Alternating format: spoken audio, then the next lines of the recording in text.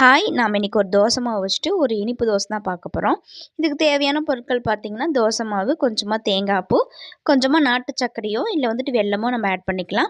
நான் 2 கரண்டி தோசை மாவு தோசை கல்லில் ஊற்றிட்டு கொஞ்சமாக தேங்காய் பூ துருவி போட்டிருக்கேன். திரும்ப நாட்டு சர்க்கரை இதே மாதிரி 3 லேயர் மாதிரி நம்ம போட்டுக்கலாம். உங்களுக்கு ஸ்வீட் கம்மியாக வேணும்னா கம்மி பண்ணிக்கலாம், அதிகமாக வேணுனாலும் நீங்கள் அதிகமாக போட்டுக்கலாம். நல்லா நம்ம ஒரு 3 to 4 லேயர் இதே மாதிரி பண்ணிக்க போகிறோம். நல்லா நம்ம தூவி விட்டுக்கலாம். இப்போ 1 டேபிள் ஸ்பூன் அளவுள்ள நெய்யை நான் ஊற்றிக்க போகிறேன். நல்லா அதோட ஓரங்கள் எல்லா பக்கமும் நம்ம கொஞ்சம் கொஞ்சமாக நம்ம ஒவ்வொரு ட்ராப்பாக நம்ம விட்டுக்கலாம்.